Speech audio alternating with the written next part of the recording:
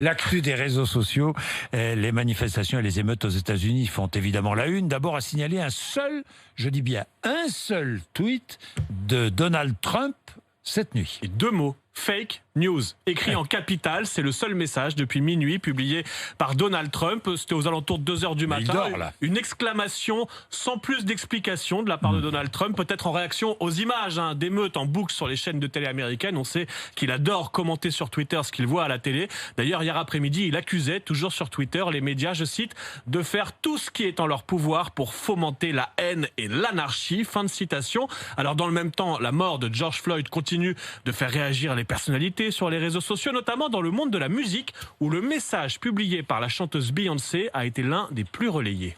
We need justice for George Floyd. And I'm not only speaking to people of color.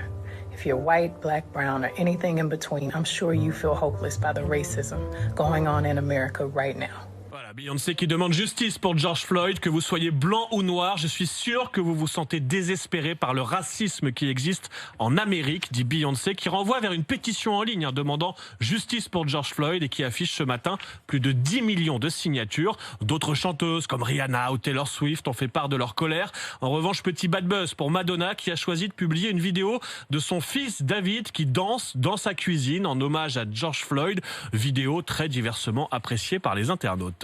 Plusieurs sportifs ont également pris la parole pour faire part de leur colère. Oui, la star du basket, Charles. LeBron James, un des premiers à s'exprimer la semaine dernière. Hier soir, c'est Michael Jordan qui a publié un communiqué. C'est rare, hein. Oui, c'est rare. Communiqué dans lequel il se dit triste et vraiment en colère.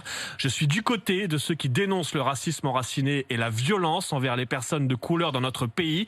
C'est ce qu'écrit Jordan qui, oui, dans le passé, a souvent été critiqué pour ne pas avoir pris la parole sur ce genre de sujet.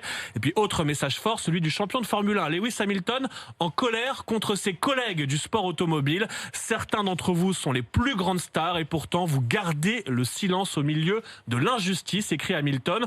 En France, on peut citer Yannick Noah qui a publié une photo pour réclamer justice pour George Floyd, mais surtout Kylian Mbappé qui a relayé ce hashtag Justice for George sur son compte Twitter. D'ailleurs, cette colère s'est également invitée sur les terrains de foot en Allemagne où plusieurs joueurs de Bundesliga ont montré des messages de soutien à ce mouvement américain, notamment Marcus Thuram, le fils de Lilian, qui a posé un genou à terre en hommage à George Floyd après avoir marqué ce week-end avec son club, le Borussia Mönchengladbach.